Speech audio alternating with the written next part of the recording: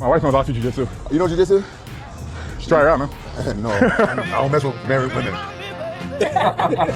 Oh no. Who did this? What? This is what you come up with? Yeah. While I'm on live? If I didn't have money and status and I approached you, I would have gotten left on scene. Yes. Or maybe an unopened message in your DM. Yes. I need every 3 months a new car. Release the Larry Files. And so if you want to know in full details exactly what's going on, Larry Wheels is actually a cuck. HB-Team, bonjour et bienvenue dans cette nouvelle vidéo. Il y a deux sujets qui me passionnent pas mal depuis un certain temps et dont on a déjà parlé sur cette chaîne. Les simps et les cucks. Si tu ne sais pas ce que ces deux mots veulent dire, bah déjà où étais-tu pendant tout ce temps? Mais bon, ça c'est pas grave, ne t'en fais pas, je suis d'humeur clémente, donc je vais faire une petite mise à jour pour que tu ne sois pas perdu. Non, parce que la signification de ces deux mots est extrêmement cruciale pour la compréhension de cette vidéo et si tu ne les comprends pas, tu seras complètement largué. Mais toutes les fois où on avait abordé ces deux notions, à chaque fois il y avait quelque chose de très important. On parlait d'une personne qui était soit un simp, soit un cuck. Jamais les deux à la fois. Et ben aujourd'hui, on va parler d'un exemple qui a non seulement réussi l'exploit d'être à la fois un simp et un cuck, mais surtout, c'est quelqu'un où en le voyant, tu te dirais que c'est la dernière personne au monde à être susceptible de rentrer dans l'une ou l'autre de ces catégories. Mais avant d'aller trop loin et de perdre la moitié d'entre vous, chose promise, chose due. Donc mesdames et messieurs, installez-vous confortablement, puisqu'il est désormais venu l'heure de votre leçon. Vous allez à présent savoir ce qu'est un simp et ce qu'est un cuck. Voici Albert. Albert est un simp. Il est en couple avec Jennifer et il se plie en quatre pour satisfaire ses moindres désirs. Non, Albert, c'est une expression, ne te plie pas vraiment en quatre, s'il te plaît. Il la couvre de cadeaux, mais c'est jamais assez. Il a plus aucune opinion qui lui appartient, il se contente d'avoir les mêmes avis qu'elle, et il passe tout son temps à travailler pour pouvoir lui payer des trucs. Albert est un simp. Ça, c'est Fabrice. Fabrice est un cuck. Il est en couple avec Sarah et ça fait 1 an et demi qu'il ne l'a pas touchée. Pourquoi? Parce que ce qu'il aime, c'est la regarder avec d'autres hommes. Fabrice a acheté une nouvelle chaise et une nouvelle caméra pour ne pas en rater une miette. Non, Fabrice, c'est une expression. Laisse ces miettes tranquilles, s'il te plaît. Fabrice est un cuck. Et ça, c'est Alphonse. Alphonse est beau, grand, fort et musclé. Et pour pouvoir être encore plus beau, grand, fort et musclé, Alphonse prend de la Pure Whey Biotech USA. Cette whey, je t'ai déjà parlé de à quel point c'était de la bombe, et là, elle revient dans un nouveau goût, fraise, matcha, et là, c'est bon, fin du game. Non, il y a un moment, il faut dire les choses, en fait. C'est bon, voilà, j'ai ma nouvelle addiction. Et en plus, en ce moment, pour tout achat de la Pure Whey fraise matcha, t'as un shaker offert. Et qu'est-ce qui claque le shaker? Il y a un chat dessus. Et j'adore les chats, mais alors, un chat vert? Non, c'est bon, je suis amoureux. Je te mets toutes les informations dans la description, comme ça t'as juste à cliquer, c'est facile. Merci à Biotech USA de soutenir la chaîne et nous on est reparti pour la vidéo. Ok la team, maintenant que tu sais ce qu'est un simp et ce qu'est un cuck, nous sommes maintenant en mesure de parler d'un homme qui a réussi à se hisser en haut du podium des simps et des cucks, place qui est très prestigieuse et surtout qui est extrêmement disputée, la concurrence est rude. On a récemment parlé de cas comme celui de l'humoriste Akash Singh ou encore du podcasteur Adam22. Et alors ils avaient mis la barre très très haute. Mais tout ça, c'était avant que Larry Wheels rentre dans l'arène et les détrône tous les deux. Larry Wheels, de son vrai nom Larry Williams, est un influenceur fitness qui est purement et simplement parmi les influenceurs fitness les plus connus sur Terre. Il a commencé la musculation à 14 ans dans sa chambre, sans salle de musculation, sans coach, sans équipement. Et pourtant, même à 14 ans, il avait une génétique tellement hors du commun qu'il se tapait déjà un physique que la plupart des gens qui vont en salle depuis des années ne toucheront jamais du bout du doigt. Si bien qu'une fois arrivé à 16 ans, il était déjà non seulement esthétiquement très impressionnant, mais même au niveau de sa force, c'était quelque chose. En fait, il n'était pas juste fort, ni même très très fort, c'était un alien. Il s'est lancé dans le powerlifting, c'est-à-dire la force athlétique, et alors de la force, il en avait à revendre. Que ce soit un squat à plus de 400 kg, un développé couché à plus de 240 kg, un soulevé de terre à 500 kg, il a soulevé une maison, non je rigole mais imagine, une des premières vidéos de lui qui a explosé et qui est devenue virale et l'a mis sur le devant de la scène, c'est une vidéo dans laquelle il fait un développé couché à 100 kg. Ménage un développé couché à 100 kg, c'est facile, même moi je suis capable de le faire. Non, il avait 100 kilos par main. Voilà, il avait une barre de 100 kg dans chaque main. En fait, il a réussi à faire un développé couché halter, mais avec des barres. Et alors, si cette vidéo était sortie en 2026, je t'aurais dit non, arrête tes conneries, c'est une intelligence artificielle, c'est de l'IA, c'est Grok qui a fait ça, ment pas. Il a un curl strict dos contre le mur à 105 kg, ça aussi c'est stratosphérique. Naturellement, ses exploits ont fait qu'il a attiré l'attention très rapidement et qu'il est tout de suite devenu hyper suivi. Et de là, il s'est dit, bon, tu sais quoi, la force, c'est cool, mais j'aimerais bien faire autre chose. Et il s'est mis à faire des compétitions de fitness dans lesquelles il était super fort et il est passé pro. Et de là, il s'est dit, le fitness, c'est cool, mais j'aimerais bien faire autre chose. Et il s'est mis à faire du bras de fer et il était également super fort. Il a fait du strongman, tu sais, les mecs avec des gros ventres qui portent des barils et qui tirent des avions. Il a fait ça. Il s'est même retrouvé à faire du sumo. Comment est-ce que t'en arrives à un stade dans ta vie où tu te dis, bon, tu sais quoi, j'ai été fort dans tous les sports du monde, c'est quoi le truc le plus insolite que je pourrais faire? En fait, il avait fini le jeu et là, il était juste en recherche de quêtes secondaires. Voilà. À ce moment-là, Larry Wheels était non seulement un des influenceurs fitness les plus connus au monde, mais également les plus appréciés. Là où la plupart des gros influenceurs fitness ou même des gros influenceurs tout court essayaient de faire les trucs les plus extrêmes possibles pour attirer l'attention, pour pouvoir choquer, pour pouvoir entraîner des réactions, Larry restait focalisé sur le fitness. Ses vidéos, c'était juste lui qui s'entraînait et qui soulevait des grosses charges. Il rentrait dans aucune altercation, aucun drama, aucune histoire. Il cherchait pas à se donner un genre clivant en disant ou en faisant tel ou tel truc afin d'entraîner des clips et des réactions. Il se contentait de faire ce qui le passionnait et tout le monde adorait ça. Il y avait un côté simple dans ses vidéos. C'était accessible, bon, à part les charges qu'il faisait qu'aucun de nous ne fera jamais, mais voilà, tu regardais ses vidéos et t'en prenais plein la vue sans te prendre la tête. Un autre aspect qui a également fait qu'il était super apprécié, c'est le fait qu'il était hyper transparent, en particulier sur son utilisation de stéroïdes. Il en a parlé ouvertement dès le début, là où la grande majorité des influenceurs fitness essayaient de le cacher par tous les moyens. Lui, il en parlait sans aucun tabou. Et cette transparence a fait que, en plus d'être admiré et apprécié, il était aussi hyper respecté. Bref, un sans faute. Larry était un athlète bluffant, il avait une grosse fanbase, il avait lancé sa marque d'accessoires et de vêtements qui cartonnait, il avait vraiment construit quelque chose de super solide. Puis est venue la vidéo qui allait absolument tout changer. Dans le bon comme dans le mauvais sens du terme. En fait, au début c'était bon, après c'est devenu complètement mauvais. Cette vidéo est une vidéo intitulée « Comment j'ai réussi à vaincre mon addiction ». Non, pas mon addition, mon addiction. Comment j'ai réussi à vaincre mon addiction. Addiction. Voilà pourquoi j'enregistre jamais des vidéos le soir, je ne sais plus articuler. Et dans cette vidéo, il parle d'une addiction contre laquelle il lutte depuis des années. Pas à la drogue, pas au tabac, pas à l'alcool, mais tout simplement au film X. Honnêtement, la vidéo est super vulnérable. Elle est simple, il s'assoit devant une caméra et il parle, et elle a demandé énormément de courage. Ça, on peut pas lui enlever, il y a très peu de gens qui auraient eu les cojones de se mettre devant une caméra et de parler comme il a parlé. Surtout devant des millions de personnes. La plupart des gens, tu peux leur envoyer la CIA, le KGB, Interpol et Scotland Yard, tu peux les mettre dans une prison secrète dont personne n'est au courant de l'existence et tu leur fais subir des techniques de torture qui sont tellement trash qu'elles sont même pas homologuées, elles sont pas officielles. Et bah, il y a quand même aucun scénario où ils vont se foutre devant une caméra et raconter ça. Et ben Larry Wheels l'a fait. Et au début, comme tu peux probablement t'y attendre, cette vidéo a entraîné énormément de réactions très positives. Des gens se sont reconnus dans ce qu'il racontait, d'autres n'étaient pas concernés du tout, mais ils appréciaient juste le fait qu'il pouvait être honnête. C'est exactement la sensation que j'ai eue à l'époque où j'avais regardé cette vidéo. Et surtout, cette vidéo allait dans le sens de l'image qu'on avait déjà de lui. Ce mec est hyper transparent et il ne cherche pas à se donner une image. Sauf que les semaines ont continué à passer et les réactions positives ont commencé à se transformer en réactions suspicieuses. Quand on a vraiment commencé à avoir l'impression qu'il cherchait à rabâcher cette histoire et à s'en servir le plus possible. En effet, il s'est mis à enchaîner les podcasts pour continuer à en parler. Et bon, ok, la première fois, c'était vulnérable et honnête. La deuxième fois,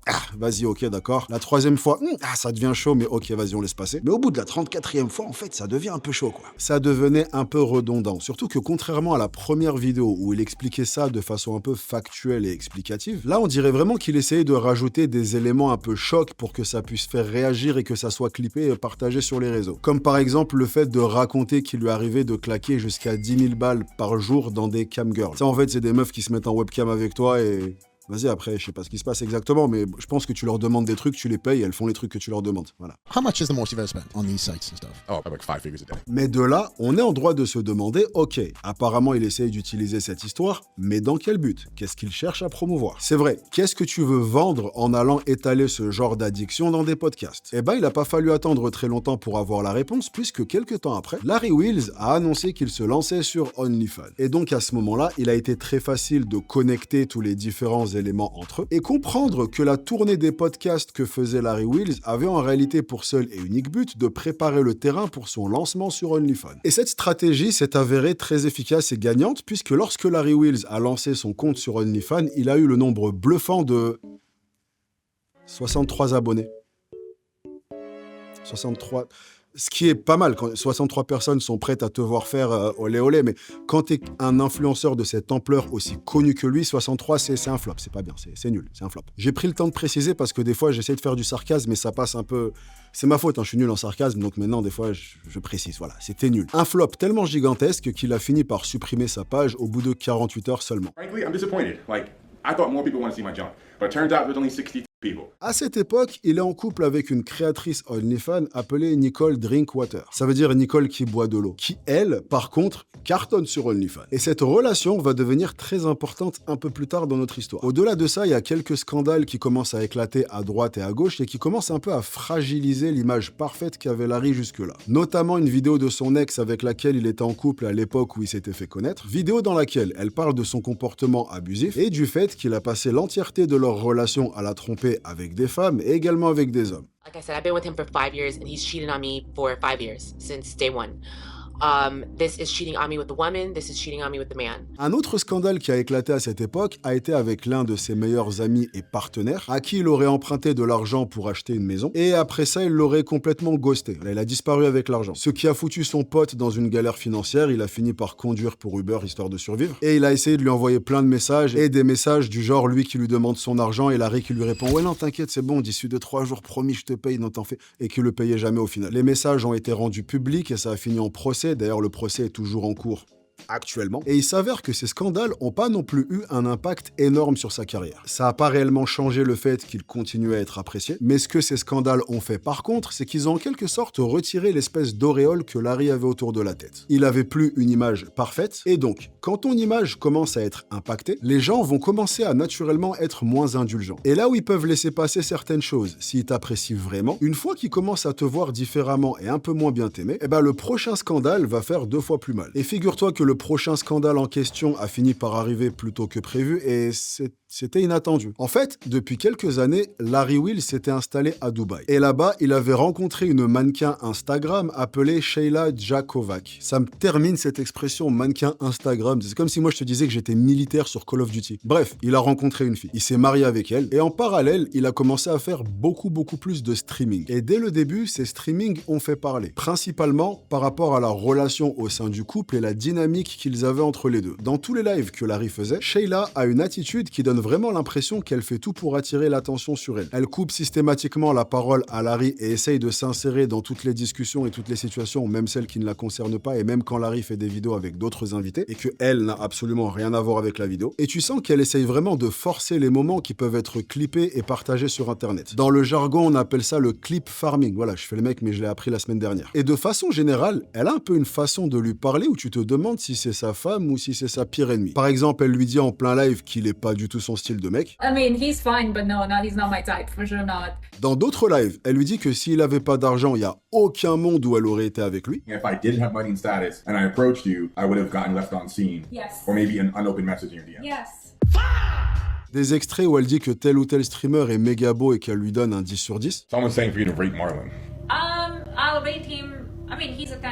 A 10? He's a 10. What? He's a 10. Des extraits où Larry lui dit qu'avec tous les produits qu'il s'est envoyés depuis des années, il est probablement stérile et dans ce cas-là, est-ce qu'elle serait prête à adopter? Elle lui dit « je préférerais me faire foutre enceinte par The Rock. Would you be open to adopting something?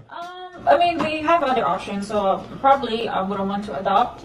It has to be somebody who looks like you, so maybe we get sperm from The Rock. » Tu sens qu'à chaque fois, le pauvre, il rigole jaune. Il essaye de garder les apparences, mais on te dit ce genre de truc, il y a forcément une partie à l'intérieur de toi qui va mourir un petit peu à chaque fois. Tu perds une partie de toi-même à chaque réflexion. Et pour ne rien arranger, t'as également son rapport avec l'argent en ce qui concerne son mari qui semble extrêmement intéressé. Il y a une scène en live où elle dit qu'elle veut une nouvelle voiture tous les 3 mois. Un extrait où il lui achète la dernière Bentley Continental 2026 qui coûte 300 000 balles et sa seule réaction a été d'être déçue parce que la voiture était pas orange. Damn, it's a new one. Sheesh, that's my new baby, huh? Our new baby. That's a price for me. They didn't have burnt orange one though. Et toutes ces choses ont encore plus fait parler lorsqu'ils ont annoncé leur mariage et qu'ils ont dit que dans le cadre du mariage, ils ont fait aucun contrat prénuptial. Absolument rien qui protégerait les millions de Larry. Tous ses abonnés lui ont dit qu'il était fou et qu'il allait se faire ruiner, ce à quoi il a tout simplement répondu qu'il lui faisait confiance. There's one clip that's been going viral, making its rounds everywhere that said I'm an absolute fool for not signing a prenup. So that's the one that people don't like to hear. So what you got to say about that? I said it already, I trust you. Yeah. And it's simple as that. Mais comme si le rapport à l'argent ou le fait qu'elle lui parle comme une merde ne suffisait pas, il y a également autre chose. En effet, là on vient de parler de l'aspect simp, mais il faut encore que l'on parle de l'aspect cuck. J'espère que tu n'as pas oublié ces deux notions. Dans plusieurs des lives dans lesquels la femme de Larry essaye de s'imposer, beaucoup de gens ont remarqué qu'elle avait une attitude qui était à la limite du flirt avec pas mal des invités. Un stream qui a énormément fait parler a été avec un ancien combattant du UFC appelé Rampage Jackson. Au cours du live, tu peux voir lui et la femme de Larry s'échanger énormément de regards complices, et tu sais, un peu les trucs en mode je vais sur le côté, je gigote les épaules, tu connais. Les deux se cherchent un peu des yeux, et il y a plein de moments où ils essayent même plus la subtilité et ils font des gros sous-entendus, comme par exemple un moment où Rampage Jackson dit je ne couche pas avec les femmes mariées et il lance un de ses regards à la femme de Larry Wheels. Et tu t'imagines probablement que ces remarques ont énervé Larry et qu'il a fini par recadrer la situation. Alors, non seulement, non, c'est pas le cas du tout, absolument pas, mais il lui arrive même de participer et de surenchérir. Par exemple, il y a un moment où les deux parlent de jujitsu, et Larry dit à Rampage que sa femme fait du jujitsu et qu'il devrait l'essayer. Il emploie ces mots, il dit tu devrais essayer ma femme. My wife knows how to jiu-jitsu. You know jiu-jitsu? Just try it out, man. No. Et à chaque fois, tu sens un espèce de malaise dans la pièce que tu peux couper avec un couteau. Et en même temps, je les comprends. Enfin, si un jour, il y a un mec qui me regarde droit dans le blanc des yeux et qui me dit « Ouais, tu devrais essayer ma femme », faudrait me creuser un trou. Genre, qu'est-ce que tu veux que je réponde à ça? Et même si ces extraits ont énormément fait parler, il y a un extrait qui a volé la vedette à tout le reste et qui a encore plus fait parler. Pendant le live, il y avait un autre créateur appelé Dean the Great. Et il a, lui aussi, passé l'entièreté du live à flirter avec la femme de Larry. Jusqu'au moment où Larry a fini par en avoir assez et qu'il lui a décroché une grande gifle. Mais une grande gifle en plein dans la gueule, elle a fait beaucoup de bruit, elle a fait tellement de bruit que les gens de la ville d'à côté ont dû l'entendre. La claque est devenue immédiatement virale sur les réseaux, déjà parce que c'est une claque et les claques ont le don de faire parler, mais surtout parce que ça faisait vraiment passer Larry Wheels pour un lâche. En effet, t'as un combattant UFC qui flirte avec sa femme pendant tout le live, et non seulement Larry ne lui dit rien, mais en plus il participe. Et quand un mec de 1m60 et 58 kg fait la même chose, lui par contre il se prend une claque dans la gueule. Naturellement, t'as énormément de chaînes réactions qui ont fait des vidéos pour parler de cet extrait, la plupart pour encore plus enfoncer Larry. D'ailleurs, une des réactions qui a beaucoup fait parler a été la réaction de la principale intéressée, sa femme Sheila, qui a rien trouvé de mieux à faire que de créer une image IA de elle et Rampage Jackson dans les bras l'un de l'autre avec Larry à côté en train de prendre la photo. Oh no. Who did this? What? This is what you come up with? Yeah. While I'm on live? Ah mais quand je te dis qu'il y en a qui sont mariés à leur pire ennemi, vous croyez que je rigole? Et parmi les créateurs qui ont réagi à cette histoire, il y en a un qui s'appelle Greg Doucette, qui est un influenceur fitness drama hyper connu dont on a déjà parlé plusieurs fois sur cette chaîne. Et quand Greg Doucette a fait sa vidéo, il a dit globalement la même chose que toutes les autres vidéos qui étaient sorties sur le sujet. Sauf que là, Larry Wheels et sa femme ont décidé de réagir en plein live, notamment en parlant de Greg, mais surtout en parlant de sa petite amie en la traitant de moche. If I was Greg, I would take his girlfriend and be like, "You're starting to look like Marlon from the White Chicks. She looks terrible." Et alors c'est probablement la pire erreur qu'il aurait pu faire. En fait, une grosse particularité de Greg Doucette, c'est que c'est vraiment un créateur. S'il a une embrouille, un clash ou une altercation avec un autre créateur, il est capable de faire 9 vidéos en 5 jours. Il lâche pas l'affaire. Et donc, naturellement, quand Larry et sa femme se sont moqués de sa copine, il a fait une nouvelle vidéo le jour même en lui disant « Ok, donc tu veux rentrer dans du personnel? Eh ben, on va rentrer dans du personnel. » You're then making it personal, and so since you want to get personal, I'm now going to talk about the things that I know and that I actually have proof. Et là, il a révélé qu'il était en possession de messages entre Larry Wheels et son ex-copine Nicole Drinkwater. Tu te souviens, la créatrice OnlyFans qui boit de l'eau dont je t'avais parlé juste avant. Messages dans lesquels Larry essaye en gros de la convaincre de coucher avec d'autres becs. Larry Wheels is actually a cuck. I'm not suggesting maybe, I'm not saying I think, I'm saying that I know. Mais c'est pas tout. Après avoir révélé ces 2 ou 3 messages, Greg Doucette explique que ces messages lui viennent d'un autre youtubeur appelé John Bravo, et que John Bravo a encore beaucoup plus de messages. Et donc il termine sa vidéo en demandant à John de sortir les messages qui sont en sa possession. Et il en a pas fallu plus que ça à John Bravo pour s'exécuter, puisqu'il a sorti les messages. Et alors les messages étaient bizarres. C'est moins qu'on puisse dire. Alors déjà, Larry et sa copine avaient un espèce de jeu de rôle bizarre dans lequel Larry s'était prénommé Dobby. Alors si t'as pas la ref, Dobby c'est un elfe de maison dans Harry Potter et son rôle c'est de servir ses maîtres. En gros c'est un esclave. Dans les messages, il lui demande « Est-ce que tu penses que tes abonnés OnlyFans savent que je suis un cuck ?» À un moment, elle lui dit qu'elle était avec un autre homme il y a 2 secondes et lui dit « Est-ce que tu peux rentrer sans prendre une douche ?» À la fin du message, il rajoute même l'emoji avec les 2 mains comme ça, tu sais, en train de supplier, genre « je t'en supplie ».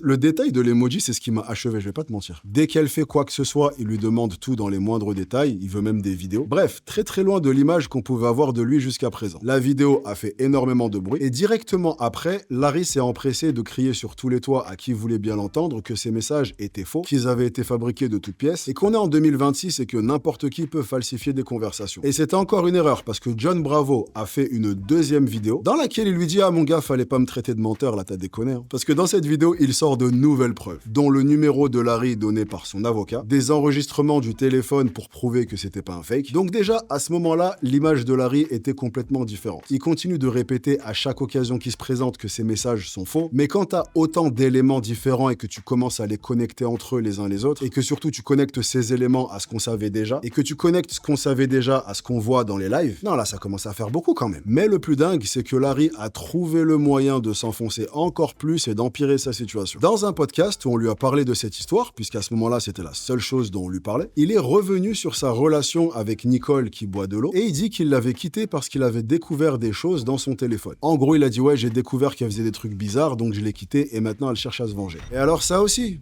erreur fatale. Erreur fatale. Nicole boit de l'eau lui a envoyé des messages pour lui demander des comptes. Dans les messages, elle révèle qu'il a transformé l'histoire et que la tromperie qu'il a soi-disant découvert, en fait, c'est littéralement lui qui l'a jeté dans les bras d'autres hommes. À la suite de quoi, Nicole est elle-même partie faire un podcast dans lequel elle a révélé que non seulement tout ce qui était dans les messages qui avaient été révélés, c'était absolument vrai, mais qu'en plus, elle était même pas d'accord pour faire tout ça à la base et que c'est lui qui avait tellement insisté qu'elle avait fini par se bourrer la gueule pour pouvoir réussir à se forcer à le faire. I was so unbelievably drunk and I was also on my period and he was like, yeah, that's fine. And I was like, really? Et c'est à la suite de ça qu'elle s'est sentie tellement sale et humiliée qu'elle a mis un terme à la relation, pas lui. Et là, ça a été un peu la goutte d'eau. Non seulement plus personne a le moindre doute sur le fait que Larry Wheels soit un cuck, mais ça devient même de plus en plus le seul sujet de conversation en ce qui le concerne. Il s'est retrouvé en live avec le streamer Claviculaire dont je t'avais déjà parlé et Claviculaire leur fait une thérapie de couple. Thérapie de couple dans laquelle il dit devant les deux que sa femme a 0 respect pour lui. Il revient sur le fait qu'elle passe son temps à lui couper la parole et globalement le live c'est un bordel.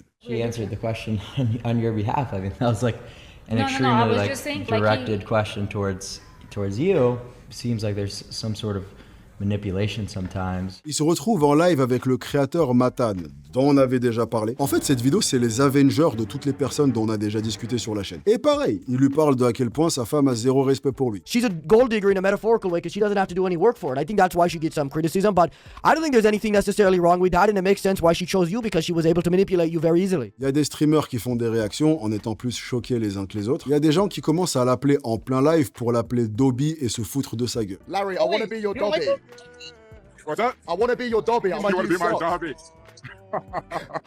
Et alors, je crois que le plus gros multiverse qui était possible, c'est quand Adam22, dont on avait également parlé, et qui avait jusqu'ici la couronne du plus gros cuck d'internet et qui était, mais alors, invaincu, est venu le voir à un événement pour lui dire qu'il acceptait sa défaite et que Larry Wheels était maintenant élu le roi des cucks. I just wanted to tell you that you me up because I think you unseated me as the top cut. Si bien que désormais, si tu tapes Larry Wheels sur YouTube, Twitter, TikTok, peu importe, il y a de grandes chances que sur les 10 premières vidéos sur lesquelles tu vas tomber, il y en a 8 qui parlent de ce genre d'histoire ou un dérivé de ce genre d'histoire, et pas de ses capacités athlétiques ni de ses performances sportives. Et Larry Wheels semble avoir compris ce changement et surfe complètement dessus. Son contenu est devenu plus trash, beaucoup plus en recherche de réactions et de clics, il est beaucoup plus dans les codes du streaming actuel. Il a compris que les lives en compagnie de sa femme étaient ce qui entraînait le plus de réactions, et donc il passe le plus clair de son temps à se faire humilier publiquement dans ce genre de live. Encore une fois, toujours à la recherche de ce truc qu'ils peuvent dire ou faire qui va être clippé et partagé sur les réseaux. Et il s'en cache à peine, il y a énormément d'extraits de sa femme où elle dit un truc et juste après elle dit « Ah, j'espère que ça ils vont le clipper ». Yes, I'm just joking. Hopefully that gets clipped. So There's truth in every joke. I'm ungrateful gold digger, but I love it. Et plus tôt dans la vidéo, je t'avais dit que Larry Wheels était la dernière personne qu'on imaginerait être un simp ou un cuck. Mais c'est pas la seule chose qui est difficile à imaginer. En fait, sur cette chaîne, on a vu pas mal de profils qui avaient un peu des comportements extrêmes et qui faisaient tout sur les réseaux pour essayer de choquer au maximum et entraîner des réactions et de l'attention. Mais assez systématiquement, quand on parlait de ce genre de profil, il s'agissait de créateurs qui avaient besoin de faire ça. Parce que au-delà de l'aspect choc, ils n'avaient pas vraiment quoi que ce soit à proposer, ils étaient bons dans aucun domaine, ils avaient aucun talent en particulier, ils avaient même pas vraiment une personnalité assez captivante pour se construire une communauté juste avec ça. Au final, pour ces gens-là, avoir des comportements extrêmes et choqués était un peu leur seul moyen de faire parler et devenir connu. En ce qui concerne Larry Wheels, c'est un cas complètement différent. On parle d'un mec qui avait des qualités athlétiques hors du commun et une personnalité que les gens appréciaient. Donc il avait absolument pas besoin de tout ça. Il aurait pu sans problème continuer sur la même lancée pendant toute sa carrière et ça aurait été une super carrière. Sauf que les derniers événements qui se sont passés ont un peu fait oublier tout ça. Et maintenant, dès que le nom de Larry Wheels est prononcé sur Internet, c'est plus pour parler de sa force ou de son niveau physique, mais pour parler de tous les scandales qui l'entourent. Ce qui est extrêmement dommage. Mais j'ai l'impression depuis pas mal de temps que plus le temps passe sur les réseaux, plus t'es un peu obligé de faire ces choses démesurées qui vont choquer les gens. Jusqu'ici, c'était une réalité pour les créateurs qui avaient rien à proposer, mais de plus en plus, ça devient une réalité pour tous les créateurs, même ceux qui sont talentueux. Il y a plein d'exemples de gens qui se sont fait connaître parce qu'ils avaient un contenu cool, intéressant, qui était travaillé, recherché, et qui ont fait un virage à gauche, t'as rien compris. Parce que les réseaux et la création de contenu en général sont de plus en plus saturés, tu dois forcément en faire encore plus que les autres. Donc je sais que je suis condamné, en fait, c'est une question de temps.